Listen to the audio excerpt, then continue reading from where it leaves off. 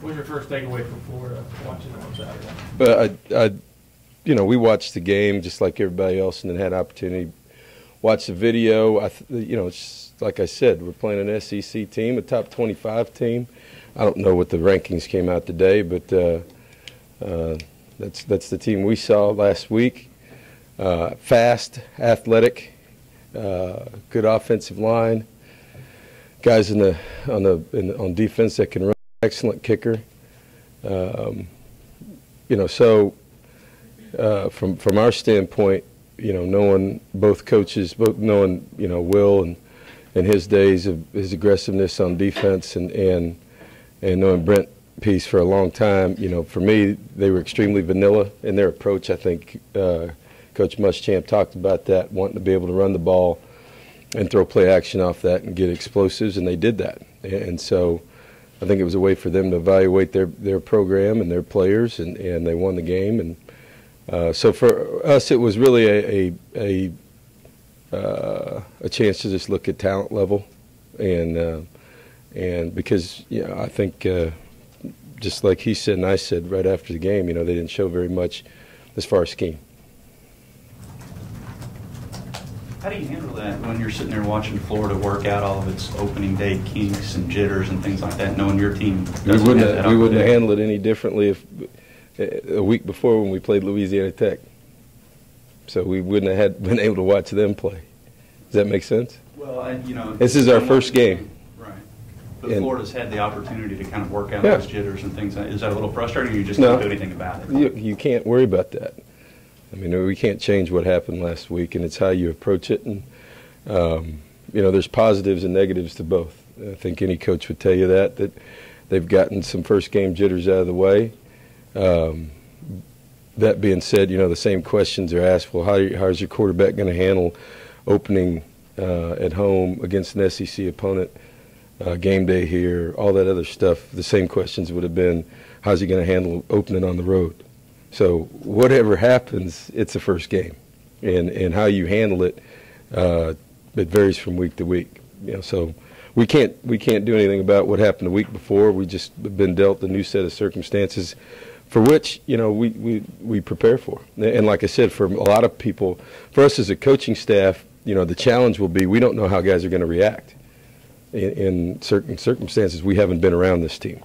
So that'll be the interesting part of the game, particularly because there's adversity in every football game, and the only way to know how how guys are going to act and how to kind of move through that is to see them in those situations. You try to put them in that as much as you can, but from a practice standpoint to a game standpoint, they're two different things. The intensity level, the speed, the consequences of a mistake in a game are completely different than practice. And so the only way to gain that kind of experience is to play. Kevin, for the players, there's a lot of positive aspects to harnessing that first game energy as well. That's right. That's what I'm getting at. So, there's positives and negatives to both. But it's how you look at it. And for some guys, it'll be positive. For some guys, it won't be. And it's just how it is. Everybody's not going to be the same coming into this football game, because we do have guys who have not played in a college football game going out there. I think somebody asked me last week about, I'm surprised I don't get the same question about going on the road and starting a quarterback. We're at home. So, there's a lot more positives about playing at home than there are anytime you're talking about playing on the road. You personally, as a competitive guy, was it hard to sit there Saturday and see all these teams playing and not have that opportunity? No, it was harder Thursday, Wednesday, Tuesday of last week with 28 or 29 practices and within 24 hours of getting on a plane to go to Shreveport and being told, and that was hard. Practice wasn't any good. Our coaches were down right before we went out to practice to really the last real practice here in the stadium before we left to go to Shreveport. The next day, that wasn't very good for anybody. It's hard for the players to be any good when the coaches aren't very good. And I understood that. I wasn't very good that day, and all we did was tell them, all right, we'll put that on the shelf. We'll come back and visit that about October 6th or so, and then you guys go home, and tomorrow, we're moving on to Florida. And that's all we could do with that. try to create a new energy based on our new opponent, and that's one of the reasons we just moved on and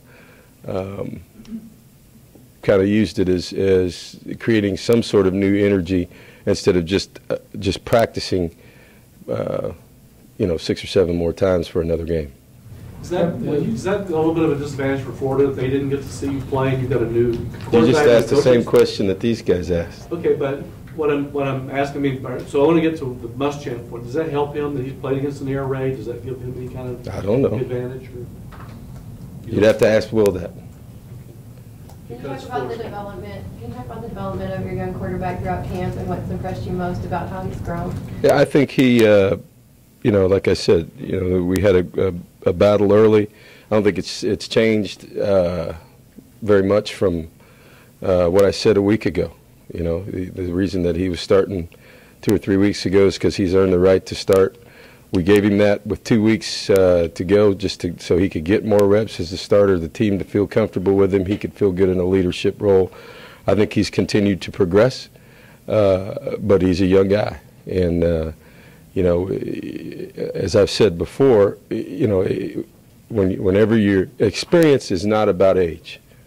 You can have a young guy that's playing, or you can have a 3rd, 4th, or 5th year senior that's just because I think people get that confused, that just because he's a junior or senior, it hasn't played a game either. And until you're in a game, as I said before, with game speed, the intensity level, and what a mistake actually means, that's where your experience comes from. So to me, it's not about age, it's about experience. He's an inexperienced player, and because of that, the surrounding cast of our offensive line, our running backs, and our skilled people on the perimeter who have experience have to play well and create a quarterback-friendly atmosphere for him, so that take the pressure off him. And fortunately, we've got experienced players in those positions. People do say, though, that Johnny's very confident. He's just naturally that kind of guy that loves to compete. How does that come out? Does it come out verbally? Does it come out with his actions in a pressure situation in practice? How do you see that in him? That's just who he is. And I haven't been around very many shy quarterbacks that have won any games. Because Florida's offense was so vanilla, what do you expect from Coach Pease, and is that why you also watch plenty of Boise tape as well? No, I mean, anybody who's watched Boise the last couple of years knows that Brent has been extremely creative, using personnel, tight ends, shifts, wide receivers in the backfield. Anything goes. Trick plays, but jumping around, hiding, and running power football, throwing deep play action off of that. He's got the whole arsenal. Double passes, reverse pass. He's been a friend for a long time, and I have a lot of respect for what he's done, and who knows? Like I said, you got a team coming in here that's a top 25 team that has been in big ball games, has been in big stadiums. They're not going to be intimidated by anything that they're going to see coming into Kyle Field. They've seen that, and they, I think this program's had game day more than any other college football program ever. Is that correct? Yes.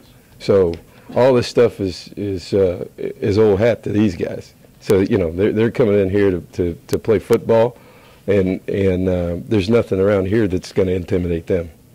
You didn't see a whole lot of that stuff on Saturday, did you? What's that? All the things you described that Coach Pease does with his offense. Right, that's what I said. I think that's even why, Coach Muschamp said it. That they wanted to play the game a certain way, and they did that, and they accomplished that. So. Coach, are you excited about the energy level, the atmosphere you'll see Saturday? Yeah, I think so. I think, we're just excited to play a game. I think our fans are really, really excited about it, with everything that surrounds us with game day. I think, we'll create, the fans will create a big-time energy, based on, the combination of it being the first game of the year, an SEC opponent, national television, game day. There's some new wrinkles. We'll have a there'll be a new entrance for our team this Saturday, and you know, so just a lot of things surrounding this whole game that I think will be really, really positive for our players. And one of the reasons why, you know, I think our practices have been so good here recently, just because we're excited to get on the field and play. And as I've said to our guys before, this is it's been a lot of great players here, and but a lot of them would love to be a part of running out on Cow Field this Saturday, with all the history-making things that are going on. Coach, does the extra week, was it beneficial from the standpoint? We didn't have an extra week. Okay, well, the fact that you didn't have to play last week, does that extra time to prepare for Florida give you an opportunity to decide who was going to be your place kicker, who's going to be your punter, or was you going to be? No, we knew that going into last Thursday. Can you tell us who those people are going to be? Well, that doesn't change from last week's depth chart. I think Ryan Epperson has done a nice job, you know, and you know, we work through, we do a lot of 2-minute situations to try to create that kind of pressure on our punters and kickers and snappers. I know I talked last week about, you know, our punting situation where we made a decision last week on our starter and our starting snapper. So nothing's changed from a week ago. We just gave all those guys a lot more reps at what we're doing, and they're comfortable with it. And just like every other position on the team, you know, we'll see what happens game time, but I feel a lot better about all those positions now than I did probably 3 weeks ago. Your offensive line has been described as maybe one of the nation's best, but those guys are going to get to prove that early, right, against this Florida defense and especially its front four. Yeah, I mean, it's going to be, we're going to find out, and particularly in the league we're playing in, we're going to find out how good they are. And it starts this week. When you're watching that game last week and you see, you know, Bowling Green maybe have a really good player or two, do you allow yourself to think, you know, if that was Christian Michael doing that, no, this could happen? We don't do that. You don't even think that way no. at all? No, I don't know anything about their players. So I don't compare players during a game on television. The Boise State coordinator, does it help you to play Texas, though, recently, to help some of your players? I didn't play have Texas. An idea of what your players know? I haven't played Texas in years. But some of your players played against that Boise State I don't know. last year. Do you know? I didn't ask the players about that? playing Texas. I've never talked about that since I've been here. Are you surprised to be favored in this game? I don't know anything about that. Stephen Terrell had an interesting comment of. Sounds like you're surprised. Stephen Terrell had an interesting comment about when you guys bring a tempo, the other team tries to maybe play up to that tempo. Do you feel that kind of plays into your, I guess, what you're trying to do, speed things up a little bit, and that Florida might also try to do that? I don't know about that. You know, I think, you know, we talk a lot of times about pay attention to what we're doing, regardless of opponent, and worrying about us. And I've said this before, based on our performance last year as a football team, there's a lot of things that we have to fix internally that don't have anything to do with the opponent. And that is, tempo has something to do with that. Attitude has a lot to do with it. The ability to weather adversity and handle that. That has nothing to do with the opponent. That's all internal. And so if as you said, I think one of our problems has been we've worried more about what's going on across the field and worried about what's going on our sideline. And whether that's good enough to win or not, I don't know all the time.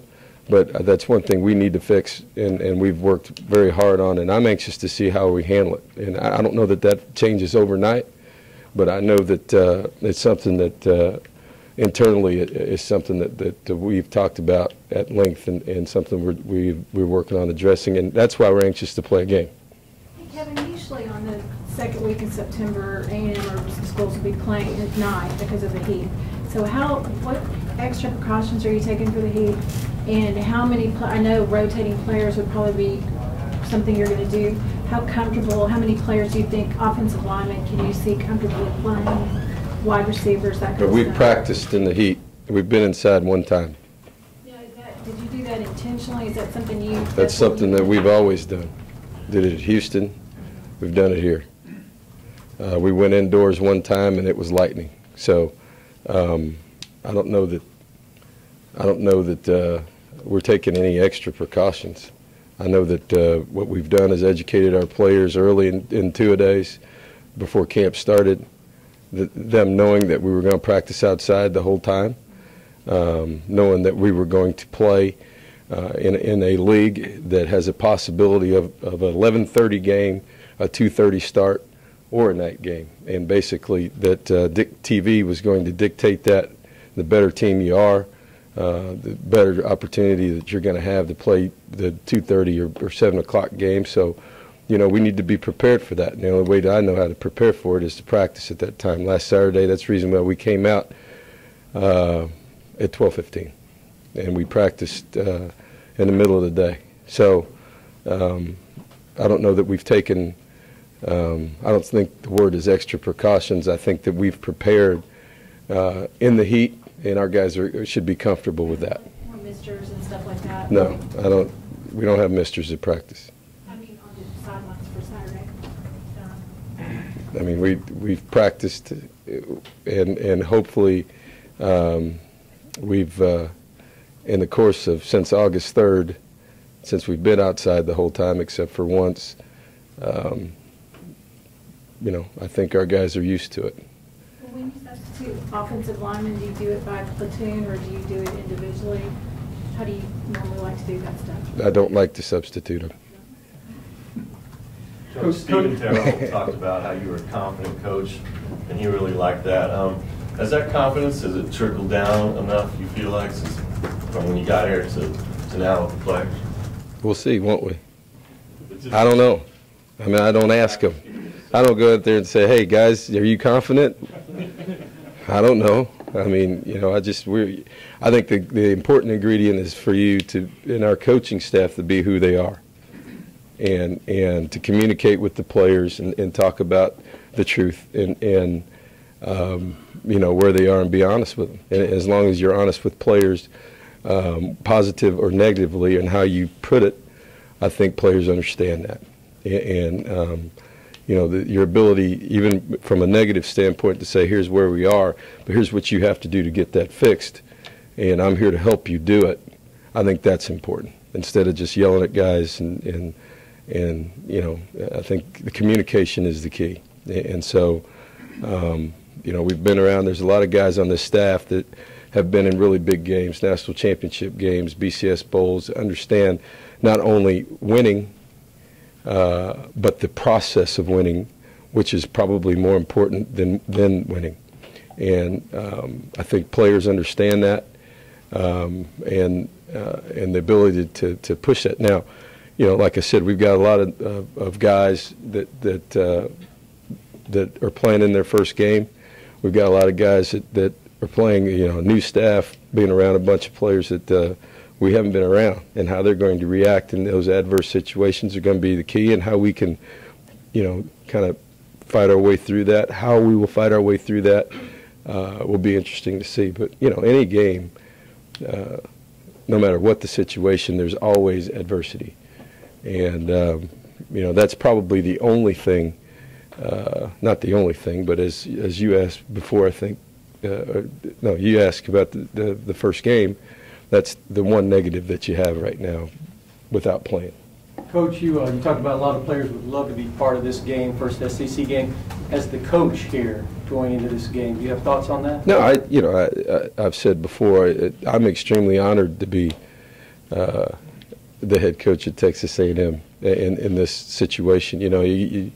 There's a lot of historical moments in this university and in this football program, and without a doubt, this is one of them. And to be the head football coach at this time is really an honor. To run out and not only being our first home game, but our first game in the SEC.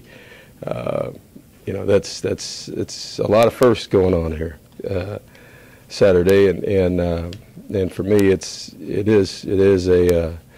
a real honor to be the head coach, and all our coaches have talked about it. It's how things have played out with the hurricane.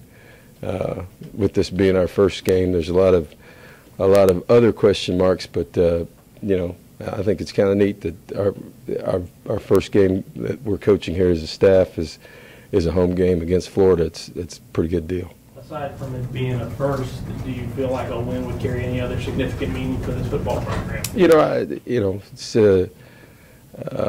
I liken it to Sam last year. We opened with UCLA. Everybody tried to get me to say, it's the biggest game ever. What happens is when you play an opponent like that, it gets your team's attention in a different way. And just like I've said, and I've been consistent with that, just like last year, whether we win or lose this game, it's not the end of the world. If we win, we still got 11 games to play. If we lose, we still got 11 games to play. And so the ability to be consistent coming off this game, because it'll be emotional, will be important. So, yes, is it an important game? You bet. Do we want to win? You bet. But is it the end of the world either way? No. Coach, when everybody gets past the festivities, the milestones of this weekend, what do you view as the real benefits, the rewards of being a part of the SEC? I think that obviously from an exposure standpoint, we're playing on a national televised. We're playing a national televised game that's not split regionally across the country. It's on everywhere, which is different because we're in the SEC at 2:30, which will be consistent across the country for the rest of the year, depending on what time you play, which is a difference in leagues.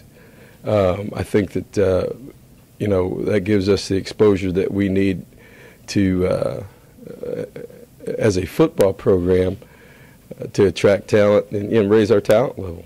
And then, obviously being a part of a league that's won 6 straight national championships, it's a chance to say, as a university and as a program, we're playing at the highest level in the most competitive league there is in the country. And I think there are a lot of guys that want to be a part of that. Coach, how long have you envisioned running out on Kyle Field the first time as a coach, and then with that, how much sleep do you think you'll get Friday night? I haven't had time to really think about all that, to be honest with you. And I'm, as closer we get to game time, I'm sure that'll happen. But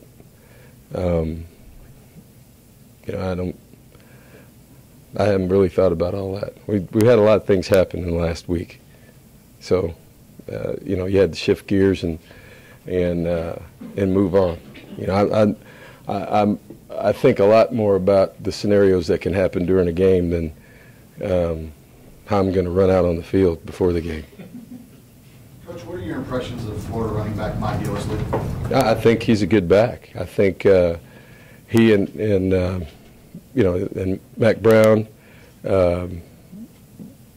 did a nice job last week. I think Gillisley showed some power, showed some moves, really finished off the game for them, gave them some pop when they needed to in a game where everybody towards the second half knew, hey, guess what, these guys are going to run the ball.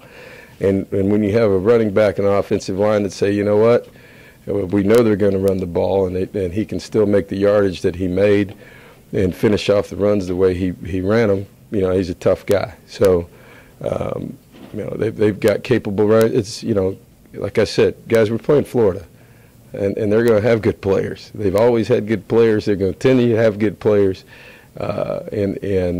it's not like they're doing a bad job of recruiting. So, whoever they put back there is going to be a capable running back, and he's going to be more than capable. He's going to be a good player. Kevin, you put a lot of emphasis on special teams. Clearly, they've got great special teams, as evidenced by game one. How big of a factor do you feel special teams is going to be? It's going to be a big factor. Sturgis is a good kicker. This guy's been around for a while now and has done some nice things. You watch him kicking the ball. He's a solid guy. So how they've handled it. Their kicking game really helped them win games last year. When they struggle offensively, they blocked kicks, they return. They're really, really good in the return game. I just think they've got good team speed, and that's where when you see teams that are really athletic, that's where it shows up. When in special teams, when you have guys that are returning kicks for touchdowns, it's more than just the kicker. I mean, more than just the return guy. There's a lot of guys that are able to block people in space, and that's where, when you talk about schemes and athleticism, they've been able to do that and create possessions, extra possessions, or points through special teams, whether it's return game, whether it's block kicks, block punts, things like that, or turn over the field with their punting. So yeah, special teams in any game that's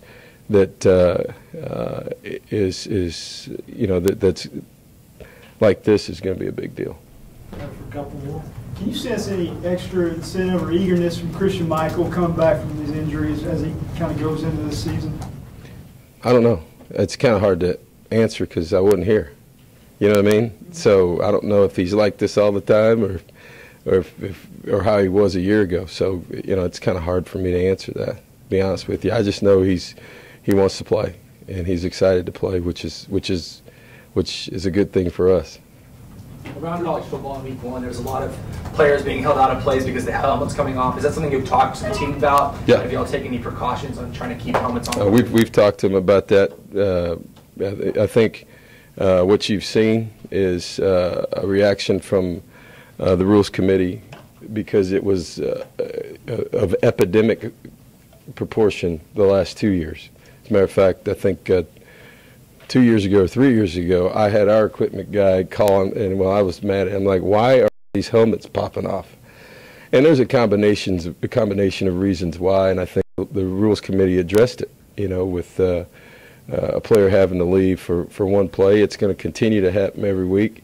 When you have a situation, and there's a combination of reasons why. Some guys aren't buckling them.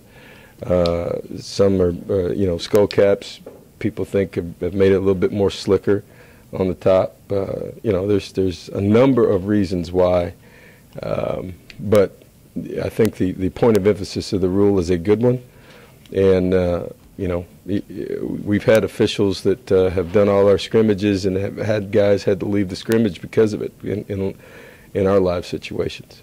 Is it accurate to say a rule like that really helps an offense like yours as well, that's up tempo and gets to the line of scrimmage? I don't know that it helps anybody.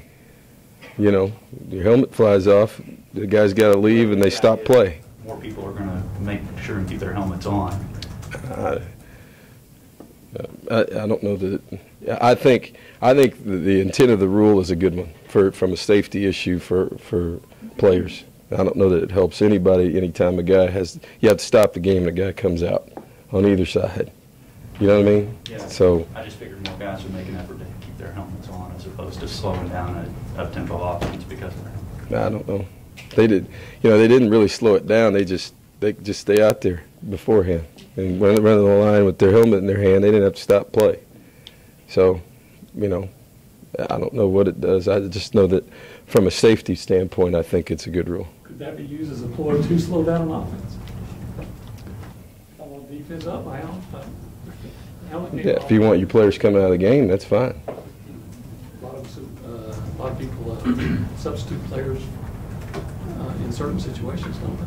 Yeah, they can substitute when we substitute.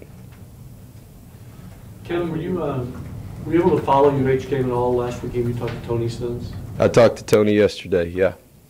Talked to Tony for a little while yesterday and just about, what was going on and the direction he was headed in.